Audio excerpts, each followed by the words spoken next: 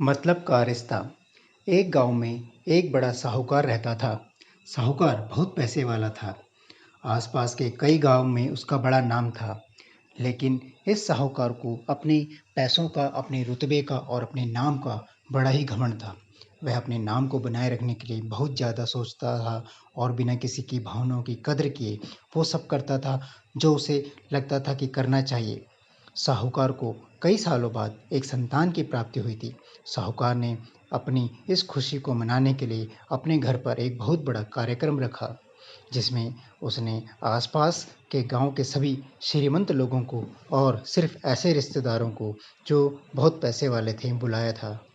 पास के ही गांव में साहूकार की खुद की एक सगी बहन भी रहती थी, क्योंकि इन दिनों उसकी आर्थिक परिस्थिति कुछ अच्छी नहीं थी।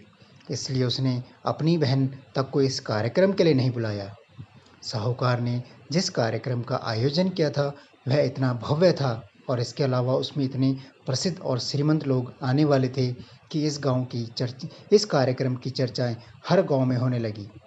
यह खबर उस साहूकार की बहन तक भी पहुंच गई। बहन को यह जानकर बहुत ज़्यादा खुशी हुई कि इतने सालों बाद उसके भाई को आखिरकार संतान सुख प्राप्त हो ही गया। बहन ने सोचा कि भाई गलती से उसे इस बारे में बताना भूल गया होगा और अपनों को भला कोई न्योता देता है क्या। भोली बहन ने अपने भाई के यहाँ उस कार्यक्रम में जाने की तैयारियां शुरू कर दी। जिस दिन वह कार्यक्रम था उस दिन बहन सुबह सुबह ही अपने भाई के घर जाने के लिए निकल पड़ी। रास्ते में अपने पुराने मैले कपड़े देख उसे ख्याल आया कि अगर किसी और के घर जाना होता तो मैं ऐसे कपड़ों में जाने की सोचती भी नहीं। लेकिन मैं तो अपने घर, मेरे मायके जा रही हूँ, वहाँ ये मुझे ये सब सोचने की कोई ज़रूरत नहीं है। जैसे ही वह अपने मायके पहुंची, वहां का भव्य आयोजन देखकर वह बहुत खुश हो गई और उसे अपने भाई पर बहुत गर्व हुआ। वहां पर वह जल्दी जल्दी अपने भाई को मिलकर उसकी खुशी में शामिल होना चाहती थी। वह तुरंत सीढ़ियां चढ़कर घर के अंदर प्रवेश कर गई।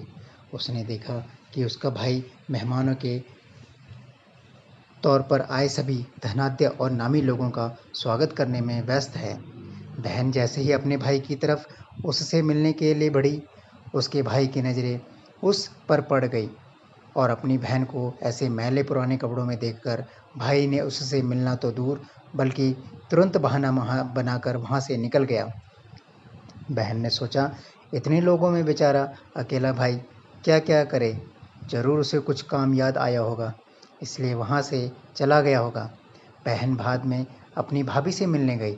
भाभी ने उसका स्वागत किया और उसे खाने के लिए आग्रह किया।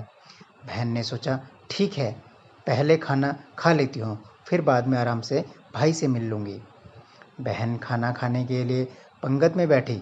साहूकार भाई ने देखा कि अपने सभी धनवान मेहमानों के बीच उसकी गरीब बहन बैठी हुई है।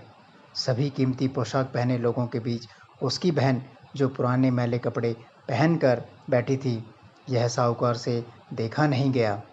उसने अपनी बहन को अपने पास बुलवाया, भला बुरा सुनाया और वहाँ से जाने के लिए बोला।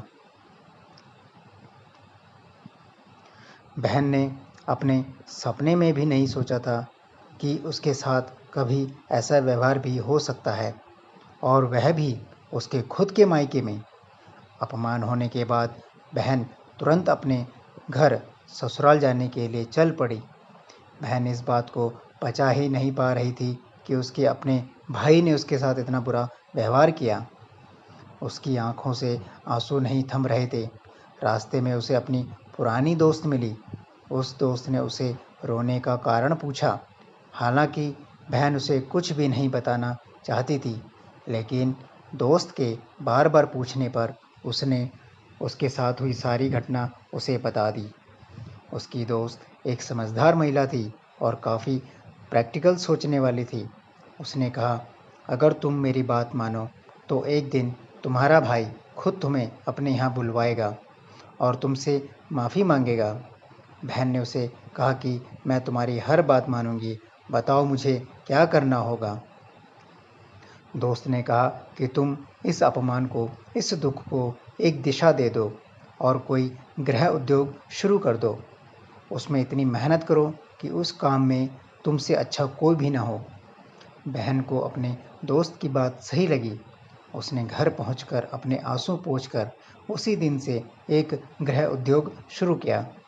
उसने दिन रात मेहनत की, अपने साथ कई और गांव की महिलाओं को जोड़ा और देखते ही देखते उसका गृह उद्योग चल पड़ा।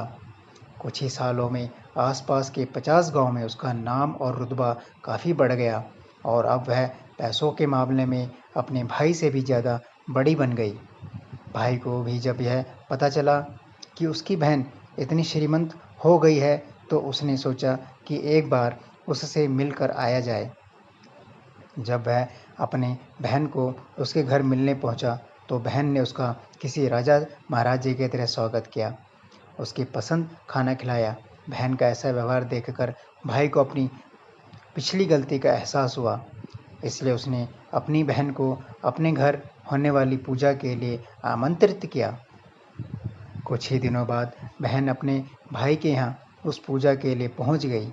जैसे ही बहन अपने भाई के घर पहुँची, उसका भाई उसके स्वागत के लिए दरवाजे में ही खड़ा था। बहन अपनी महंगी गाड़ी में आई थी। उसने बहुत कीमती साड़ी और उससे भी ज़्यादा कीमती गहने पहन रखे थे।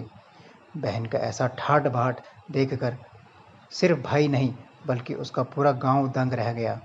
भाई दौड़कर आया और बहन की गाड़ी का दरवाज़ा खोलकर उसे बाहर आने के लिए कहा और बड़े प्यार से उसे पूजा का प्रसाद ग्रहण करने के लिए बुलवाया।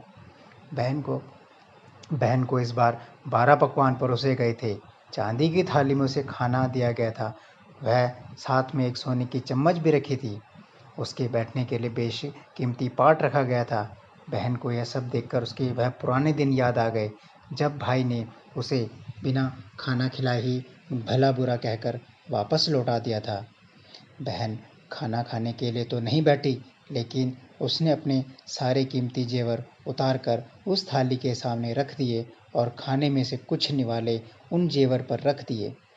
बहन का ऐसा व्यवहार देखकर सभी हैरान थे। किसी को नहीं समझ में आ रहा था कि बहन ऐसा क्यों कर रही है।